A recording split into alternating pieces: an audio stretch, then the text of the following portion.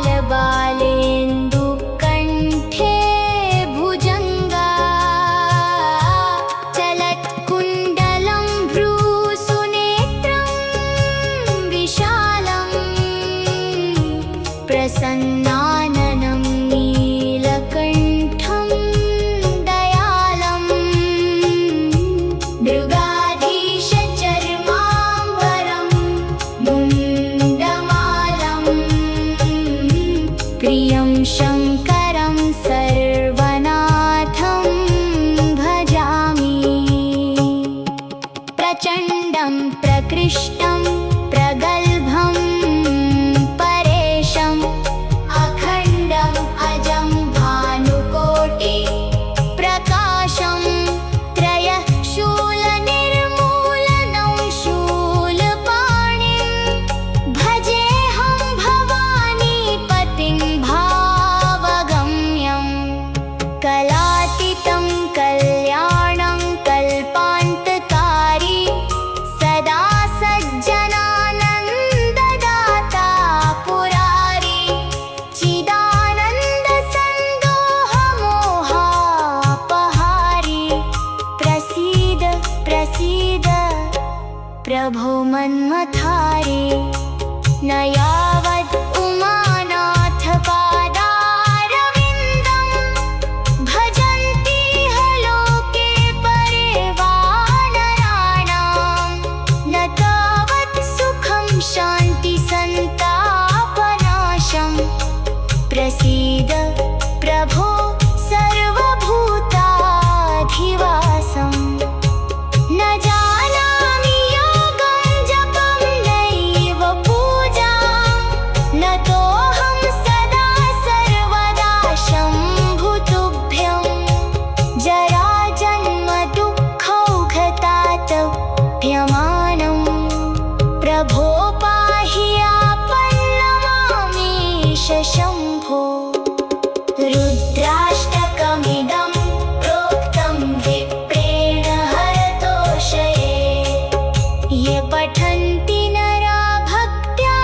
तेषां शम्भुः प्रसीदति नमामीशमीशाननिर्वाणरूपं विभुं व्यापकं ब्रह्मवेदस्वरूपम् निजं निर्गुणं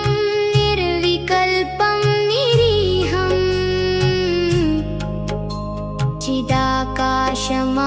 चिदाकाशमाकाशवासं भजेऽहम्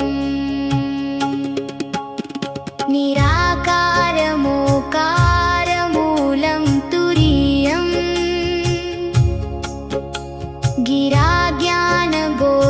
गिराज्ञानगोतीतमीशं गिरीशम्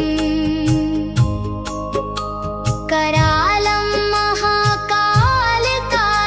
कृपालं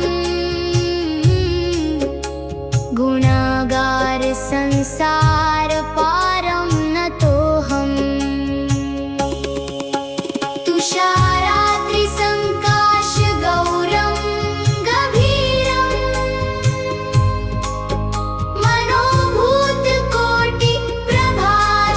मनोभूतकोटिप्रभाश्रीशरीरम् स्फुरन्मौलि कल्लोलिनी चारुगङ्गा लसद्भालबालेन्दुकण्ठे भुजङ्गा चलत्कुण्डलं भ्रूसुनेत्रं विशालं प्रसन्नाननं नीलकण्ठं दयालम् मृगाधीशचर्माम्बरं मुण्डमालं प्रियं शङ्करं सर्वनाथं भजामि प्रचण्डं प्रकृष्टं प्रगल्भं परेशम् अखण्डम् अजं भानुकोटि प्रकाशं त्रयः शूलनिर्मूलनं शूलपाणिं भजेऽहं भवानीपतिं भावगम्यं कलातीतं कल्याणं कल्पान्तकारी सदा सज्जनानन्ददाता पुरारी चिदानन्दसन्दोहमोहापहारी प्रसीद प्रसीद प्रभो मन्मथारी न यावत् उमानाथपादारविन्दं भजन्तीह लोके परिवानराणां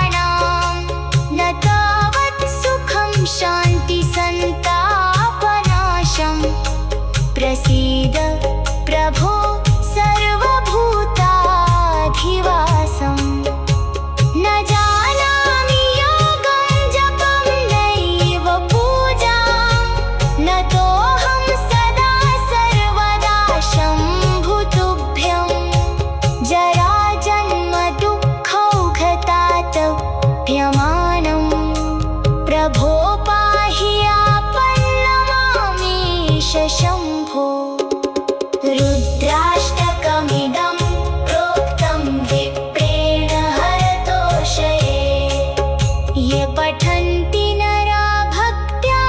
तेषां शम्भुः प्रसीदति। नमामीशमीशाननिर्वाणरूपम् विभुं व्यापकं ब्रह्मवेदस्वरूपम् निजं निर्गुणं निर्विकल्पं निरीहम् चिदाकाशमाकाशवासं भजेऽहम्। निराकारमोकारमूलं तुरीयम् गिराज्ञानगोतीतमीशं गिरीशम् करालं महाकालकालं कृपालं गुणागारसंसारपारं नतोऽहम्। तुषाराद्रिसङ्काशगौरं गभीरं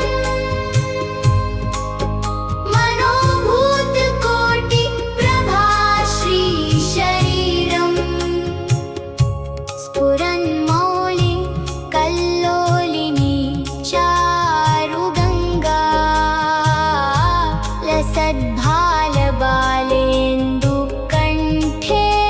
भुजङ्गा चलत्कुण्डलं भ्रूसुनेत्रं विशालम् प्रसन्नाननं नीलकण्ठं दयालम् मृगाधीशचर्माम्बरं मुण्डमालं प्रियं शङ्करं सर्वनाथं भजामि। प्रचण्डं प्रकृष्टं प्रगल्भं परेशम् अखण्डम् अजं भानुकोटि प्रकाशं त्रयः शूलनिर्मूलनं शूलपाणिं भजेऽहं भवानीपतिं भावगम्यम्।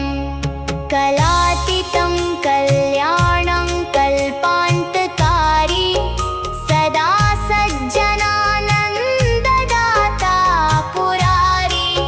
चिदानन्दसन्दोहमोहापहारी प्रसीद प्रसीद प्रभो मन्मथारी। न यावत् उमानाथपादारविन्दं भजन्तीह लोके परिवानराणां न तावत् सुखं शान्तिसन्तापनाशं प्रसीद प्रभो सर्वभूताधिवासम्। न जानामि योगं जपं नैव पूजां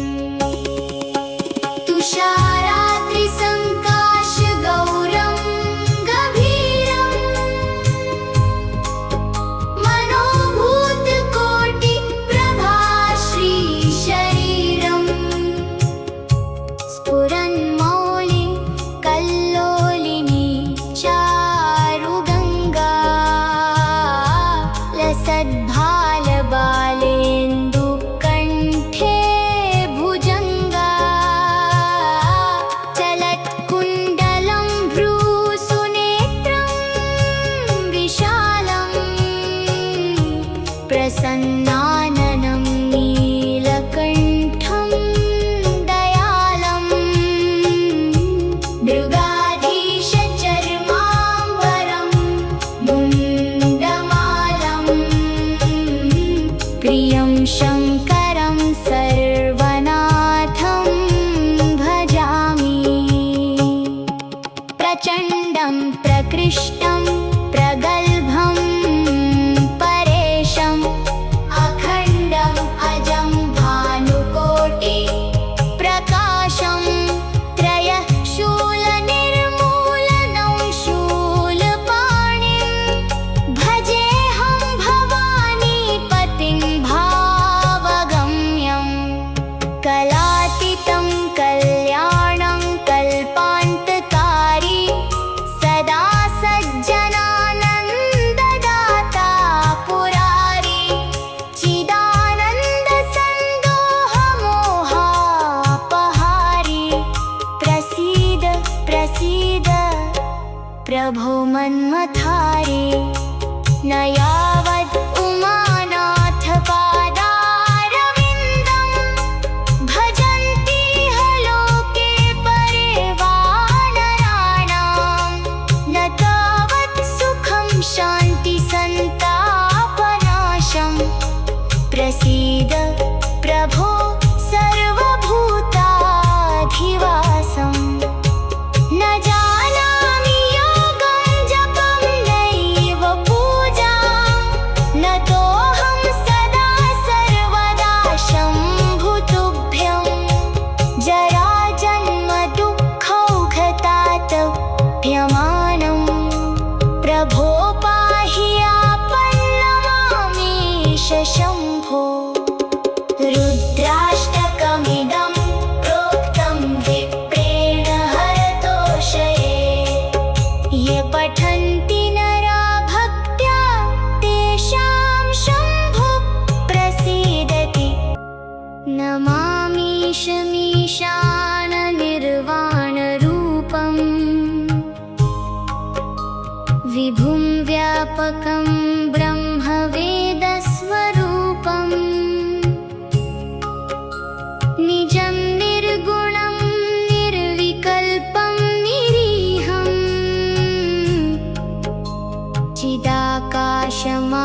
चिदाकाशमाकाशवासं भजेऽहम्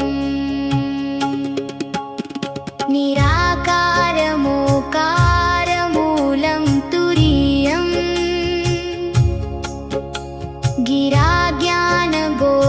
गिराज्ञानगोतीतमीशं गिरीशम् करालं महाकालकालं कृपालं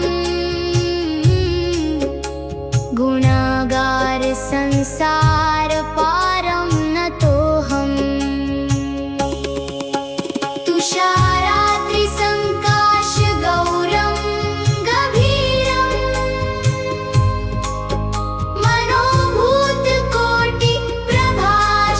मनोभूतकोटिप्रभाश्रीशरीरं स्फुरन्मौलि कल्लोलिनी चारुगङ्गा लसद्भालबालेन्दुकण्ठे भुजङ्गा चलत्कुण्डलं भ्रूसुनेत्रं विशालं प्रसन्नाननं नीलकण्ठं दयालं मृगाधीश चर्माम्बरं मुण्डमालं प्रियं शङ्करं सर्वनाथं भजामि प्रचण्डं प्रकृष्टं प्रगल्भं परेशम् अखण्डम् अजं भानुकोटि प्रकाशं त्रयः शूलनिर्मूलनं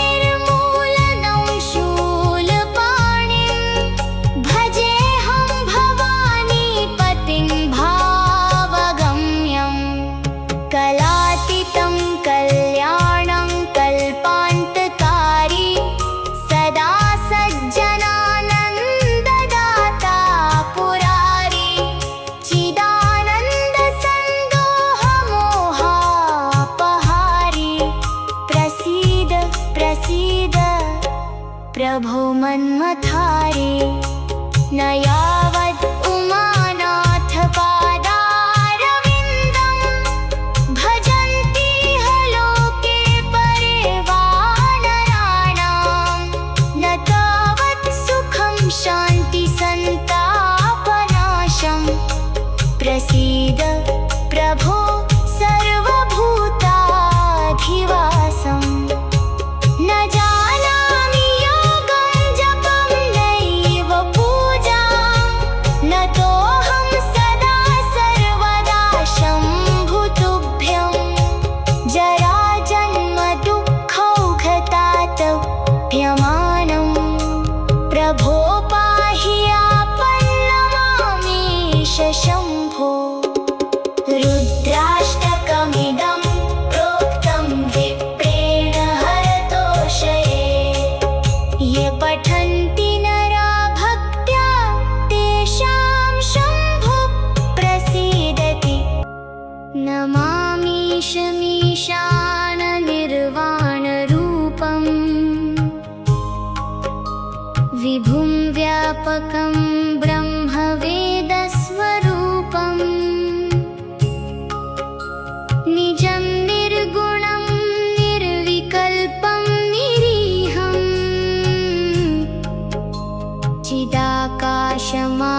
चिदाकाशमाकाशवासं भजेऽहम्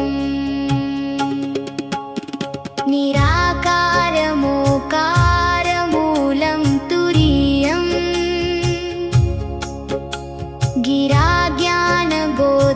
गिराज्ञानगोतीतमीशं गिरीशम् करालं महाकालकालं कृपालं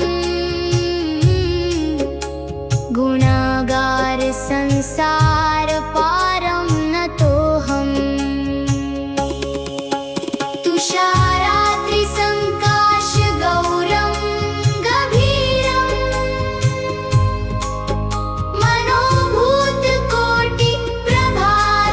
मनोभूतकोटिप्रभाश्रीशरीरम् स्फुरन्मौलि कल्लोलिनी चारुगङ्गा लसद्भालबालेन्दुकण्ठे भुजङ्गा चलत्कुण्डलं भ्रूसुनेत्रं विशालं प्रसन्नाननं नीलकण्ठं दयालम् मृगाधीशचर्माम्बरं मुण्डमालं प्रियं शङ्करं सर्वनाथं भजामि प्रचण्डं प्रकृष्टं प्रगल्भं परेशम् अखण्डम् अजं भानुकोटि प्रकाशं त्रयः शूलनिर्मूलनं शूलपाणिं भजेऽहं भवानीपतिं भावगम्यं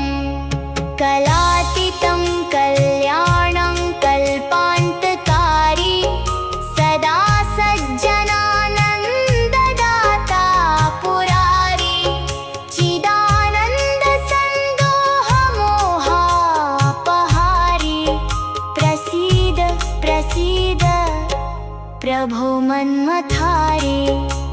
न यावत् उमानाथ पादारविन्दं भजन्ति ह लोके परे वानराणां न तावत् सुखं शान्ति सन्तापनाशं प्रसीद प्रभो सर्वभूताधिवासम् न जानामि योगं जपं नैव पूजां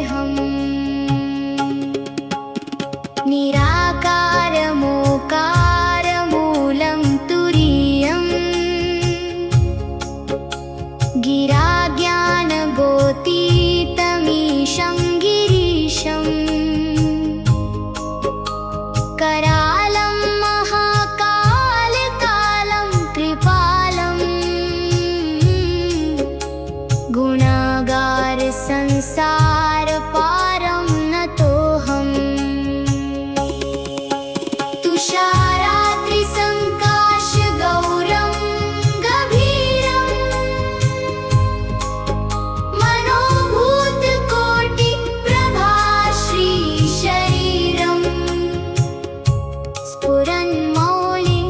कल्लोलिनी चारुगङ्गा लसद्भालबालेन्दुकण्ठे भुजङ्गा चलत्कुण्डलं भ्रूसुनेत्रं विशालं प्रसन्नाननं नीलकण्ठं दयालं मृगाधीशचर्माम्बरं मुण्डमालं प्रियं शङ्करं सर्वनाथं भजामि प्रचण्डं प्रकृष्टं प्रगल्भं परेशम् अखण्डम् अजं भानुकोटि प्रकाशं त्रयः शूलनिर्मूलनं शूलपाणिं भजेऽहं भवानीपतिं भावगम्यं कलातीतं कल्याणं कल्पान्तकारी सदा सज्जनानन्ददाता पुरारी चिदानन्दसन्दोहमोहापहारी प्रसीद प्रसीद प्रभो मन्मथारी न यावद् उमानाथपादारविन्दं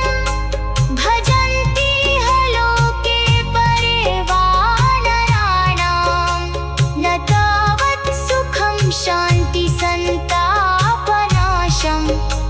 प्रसीद प्रभो सर्वभूताधिवासम्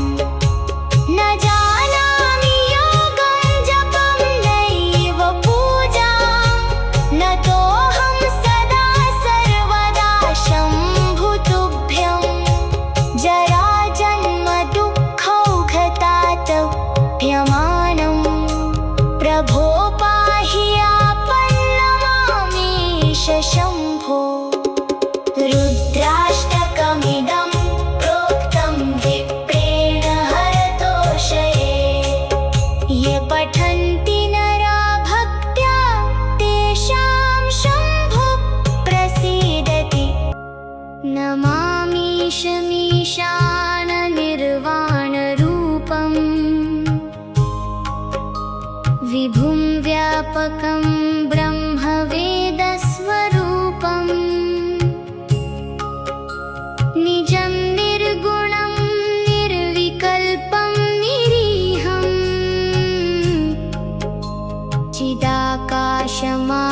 चिदाकाशमाकाशवासं भजेऽहम्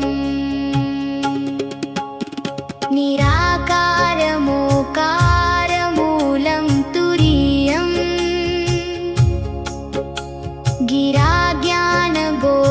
गिराज्ञानगोतीतमीशं गिरीशम् करालं महाकालकालं कृपालं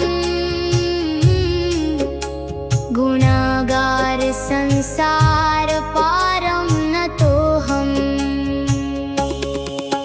तुषाराद्रिसङ्काशगौरं गभीरं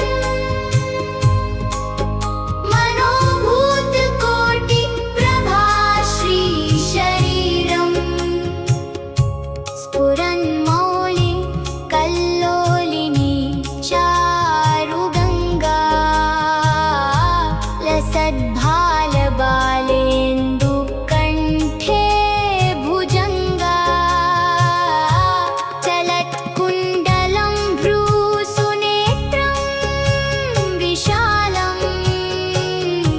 प्रसन्नाननं नीलकण्ठं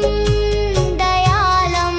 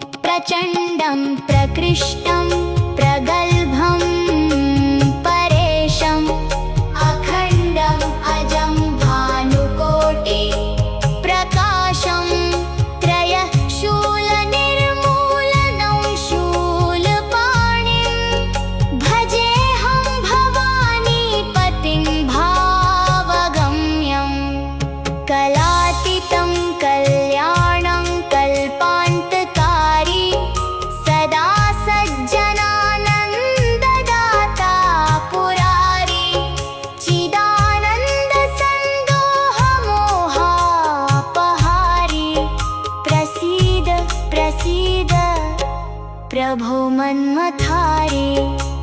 न यावत् उमानाथ पादारविन्दं भजन्ति लोके परे वानराणां न तावत् सुखं शान्ति सन्तापनाशं प्रसीद प्रभो सर्वभूताधिवासम् न जानामि योगं जपं नैव पूजां न तोऽहं सदा सर्वदा शम्भुतुभ्यं जराजन्म दुःखौघतातप्यमानं प्रभो पाहि आपन्नमामेश शम्भो रुद्राष्टकमिदं प्रोक्तं विप्रेण हरतोषये ये पठन्ति नरा भक्त्या तेषां शम्भुः प्रसीदति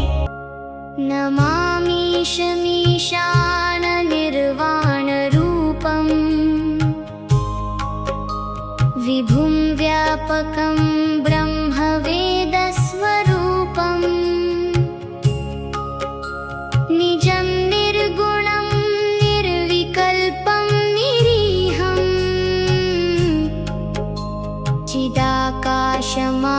चिदाकाशमाकाशवासं भजेऽहम् निराकारमोकारमूलं तुरीयम्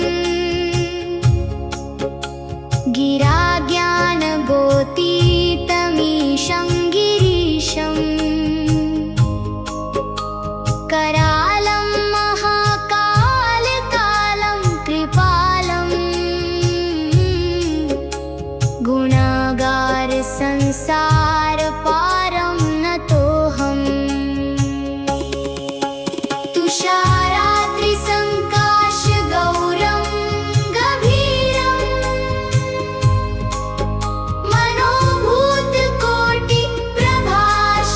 मनोभूतकोटिप्रभाश्रीशरीरम्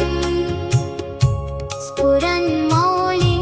कल्लोलिनी चारुगङ्गा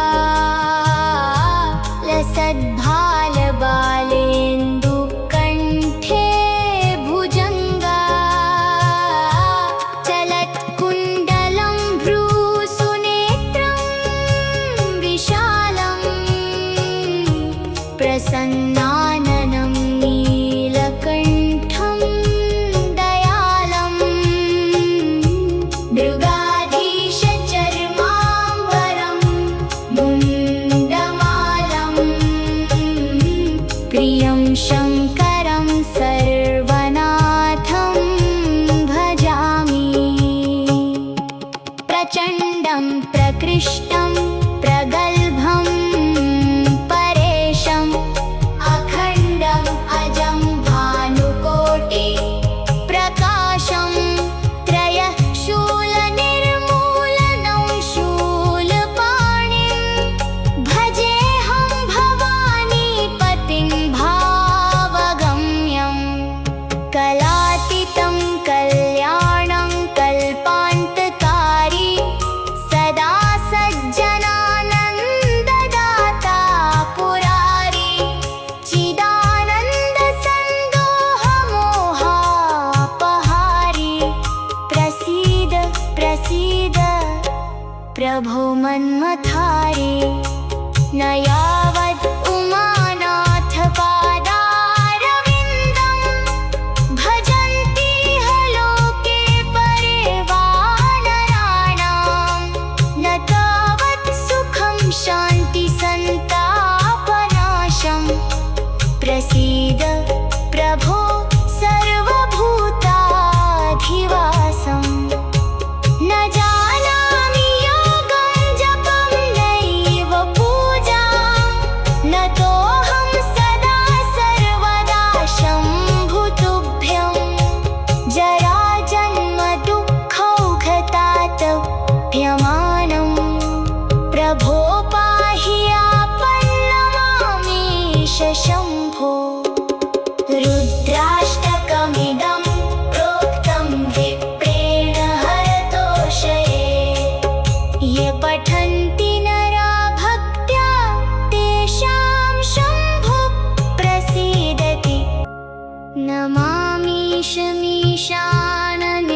निर्वाणरूपम् विभुं व्यापकं ब्रह्मवेदस्वरूपम् निजं निर्गुणं निर्विकल्पं निरीहम्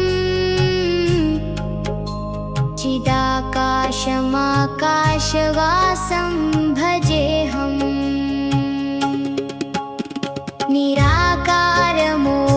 निराकारमोकारमूलं तुरीयम्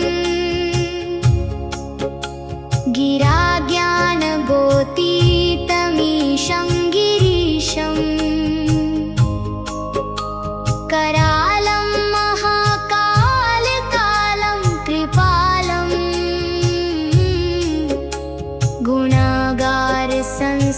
गुणागारसंसारपारं नतोऽहम् तुषाराद्रिसङ्काशगौरं गभीरम्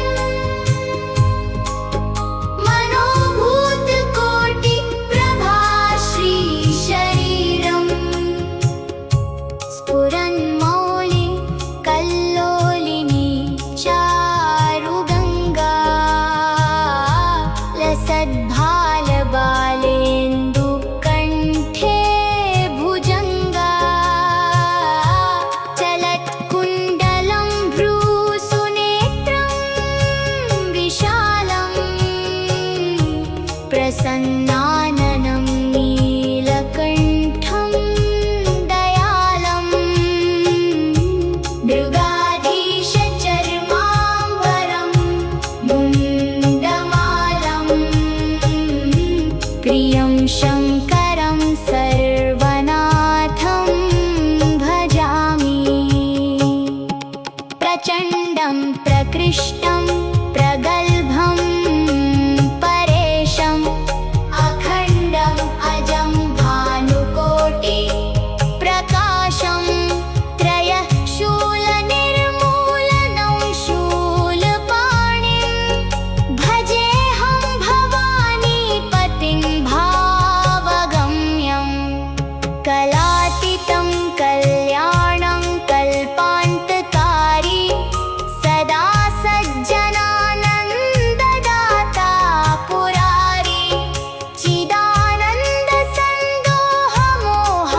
चिदानन्दसन्दोहमोहापहारी प्रसीद प्रसीद प्रभो मन्मथारी न यावत् उमानाथपादारविन्दं भजन्तीह लोके परिवानराणां न तावत् सुखं शान्तिसन्तापनाशम् प्रसीद प्रभो सर्वभूताधिवासम् न जानामि योगं जपं नैव पूजां नतोऽहं सदा सर्वदा शम्भुतुभ्यं जराजन्मदुःखौघतातप्यमानं प्रभो पाहि आपन्नमामीश शम्भो रुद्राष्टकमिदं प्रोक्तं विप्रेण हरतोषये ये पठन्ति नरा भक्त्या तेषां शम्भुः प्रसीदति नमामीशमीशाननिर्वाणरूपम् विभुं व्यापकं ब्रह्मवेदस्वरूपम् निजं निर्गुणं निर्विकल्पं निरीहम् चिदाकाशमाकाशवासं भजेऽहम्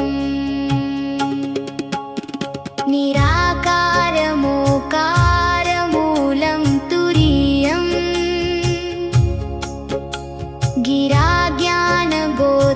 गिराज्ञानगोतीतमीशं गिरीशम्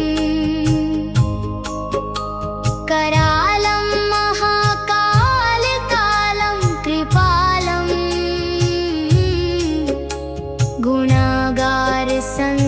गुणागारसंसारपारं नतोऽहम्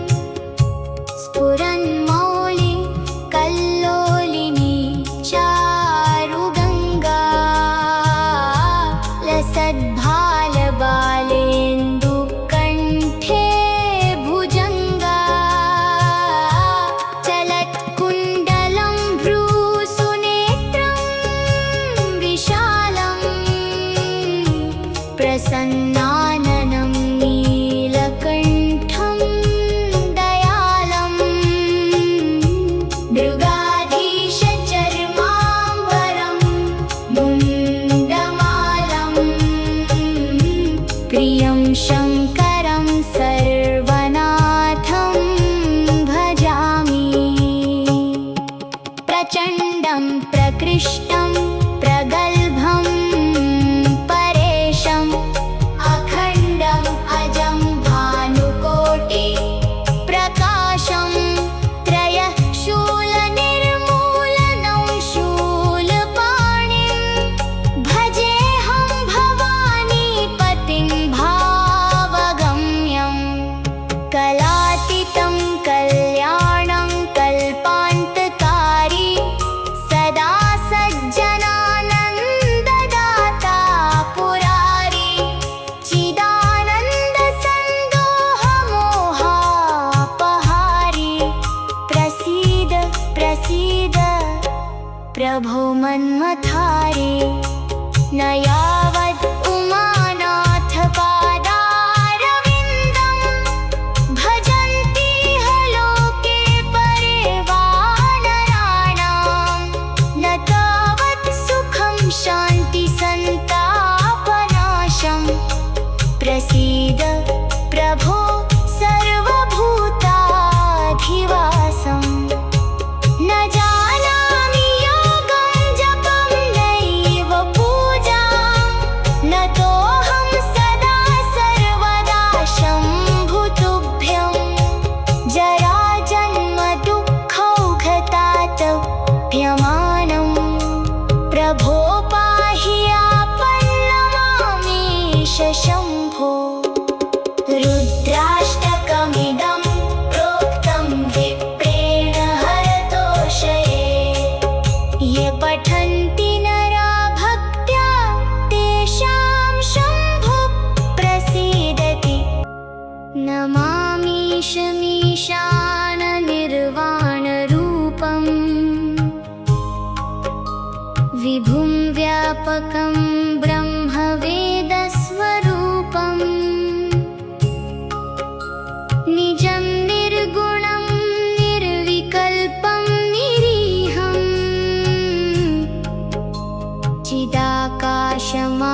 चिदाकाशमाकाशवासं भजेऽहम्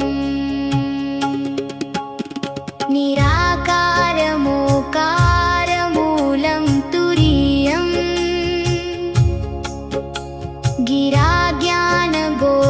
गिराज्ञानगोतीतमीशं गिरीशम् करालं महाकालकालं कृपालं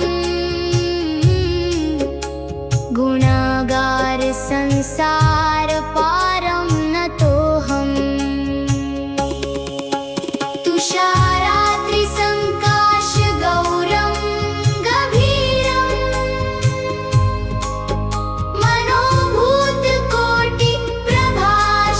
मनोभूतकोटिप्रभाश्रीशरीरम् स्फुरन्मौलि कल्लोलिनी चारुगङ्गा लसद्भालबालेन्दुकण्ठे भुजङ्गा चलत्कुण्डलं भ्रूसुनेत्रं विशालं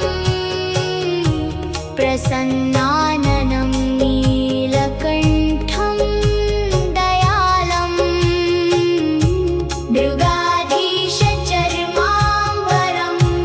मुण्डमालं प्रियं शङ्करं सर्वनाथं भजामि प्रचण्डं प्रकृष्टं प्रगल्भं परेशम् अखण्डम् अजं भानुकोटि प्रकाशं त्रयः शूलनिर्मूलनं शूलपाणिं भजेऽहं भवानीपतिं भावगम्यं कलातीतं कल्याणं कल्पान्तकारी सदा सज्जनानन्ददाता पुरारी चिदानन्दसन्दोहमोहापहारी प्रसीद प्रसीद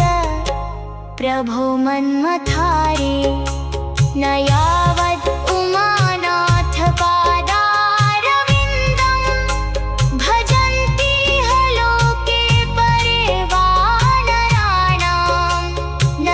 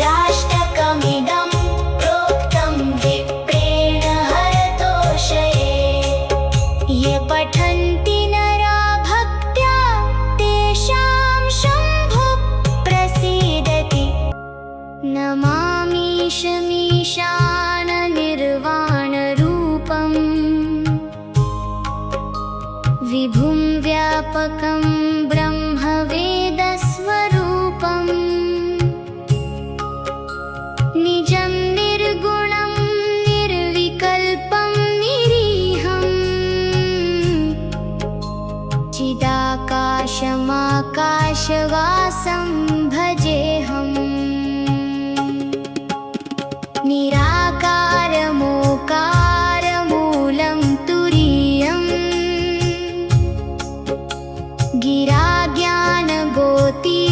गिराज्ञानगोतीतमीशं गिरीशम्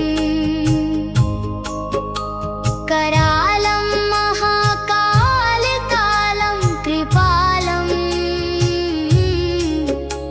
गुणागार संसार पारं नतोऽहम् तुषाराद्रिसङ्काशगौरं गभीरं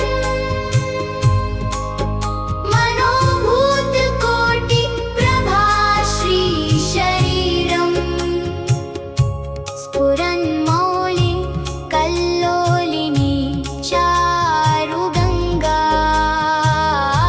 लसद्भालबालेन्दुकण्ठे भुजङ्गा चलत्कुण्डलं भ्रूसुनेत्रं विशालं प्रसन्नाननं नीलकण्ठं दयालम् मृगाधीशचर्माम्बरं मुण्डमालं प्रियं शङ्करं सर्वनाथं भजामि प्रचण्डं प्रकृष्टं प्रगल्भं परेशम् अखण्डम् अजं भानुकोटि प्रकाशं त्रयः शूलनिर्मूलनं शूलपाणिं भजेऽहं भवानीपतिं भावगम्यं कलातीतं कल्याणं कल्पान्तकारी सदा सज्जनानन्ददाता पुरारी चिदानन्दसन्दोहमोहापहारी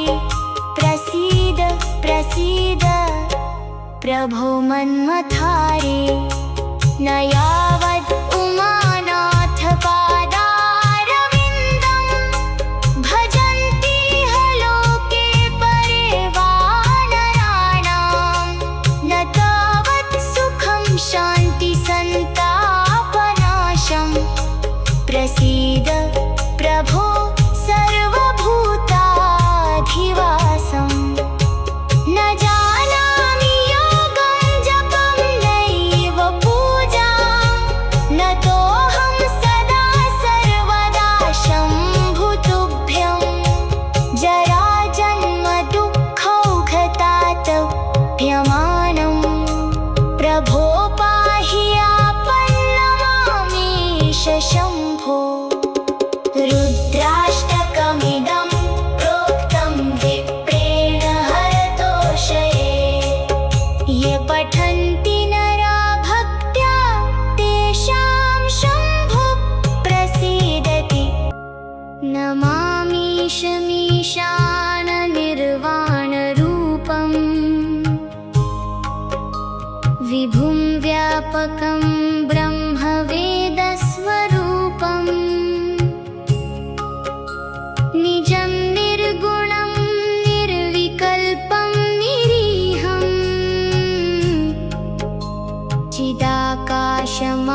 चिदाकाशमाकाशवासं भजेऽहम्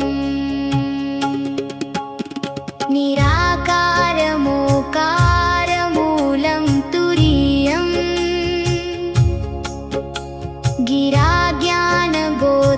गिराज्ञानगोतीतमीशं गिरीशम् करालं महाकालकालं कृपालं गुणागार संसार पारं नतोऽहम्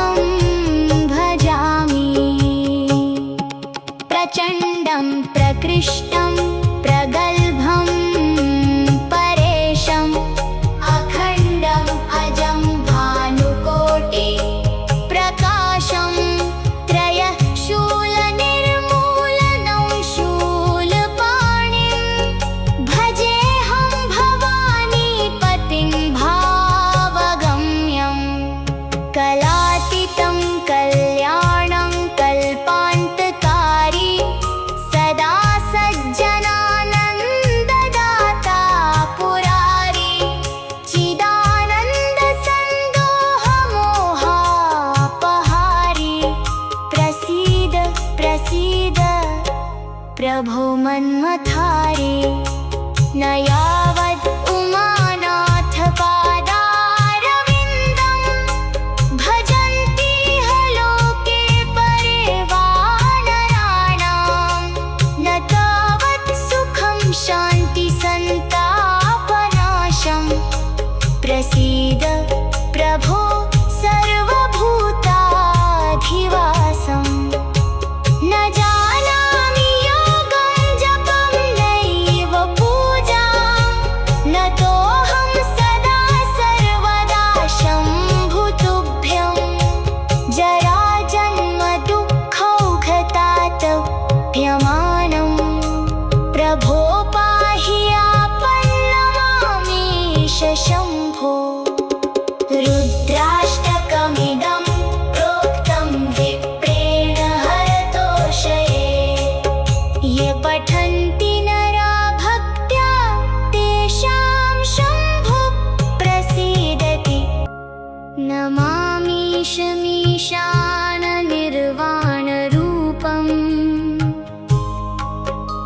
विभुं व्यापकं ब्रह्मवेदस्वरूपम् निजं निर्गुणं निर्विकल्पं निरीहं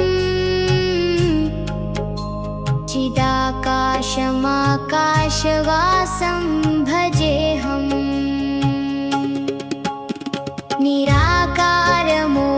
निराकारमोकारमूलं तुरीयं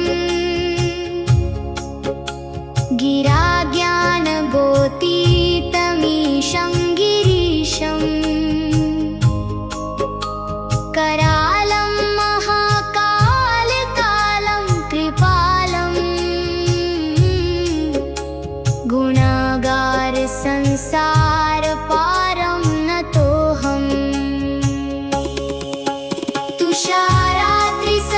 तुषाराद्रिसङ्काशगौरं गभीरं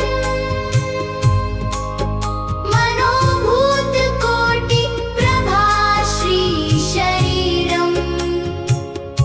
स्फुरन्मौलि कल्लोलिनी चारुगङ्गा लसद्भालबालेन्दुकण्ठे भुजङ्गा चलत्कुण्डलं भ्रूसुनेत्रं विशालं प्रसन्नाननं नीलकण्ठं दयालं मृगाधीशचर्माम्बरं मुण्डमालं प्रियं शङ्करं सर्वनाथं भजामि प्रचण्डं प्रकृष्टं प्रगल्भं परेशम् अखण्डम् अजं भानुकोटि प्रकाशं त्रयः शूलनिर्मूलनं शूलपाणिं भजेऽहं भवानीपतिं भावगम्यं कलातीतं कल्याणं कल्पान्तकारी सदा सज्जनानन्ददाता पुरारी चिदानन्दसन्दोहमोहापहारी प्रसीद प्रसीद प्रभो मन्मथारी न यावत् उमानाथ पादारविन्दं भजन्ति लोके परिवानराणां न तावत् सुखं शान्ति सन्तापनाशं प्रसीद प्रभो सर्वभूताधिवासम् न जानामि योगं जपं नैव पूजां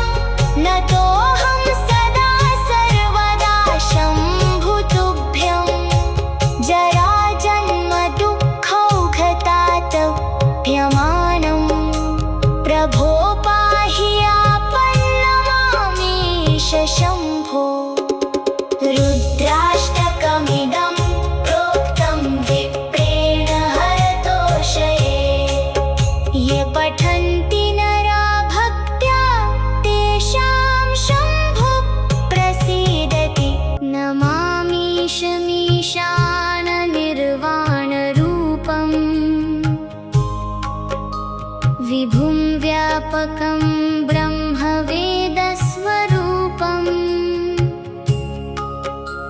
निजं निर्गुणं निर्विकल्पं निरीहम् चिदाकाशमाकाशवासं भजेऽहम्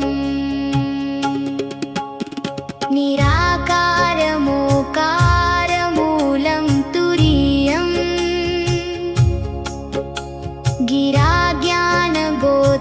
गिराज्ञानगोतीतमीशं गिरीशम् करालं महाकालकालं कृपालम्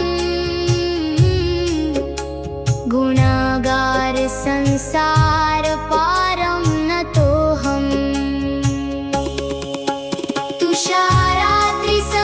तुषाराद्रिसङ्काशगौरं गभीरम्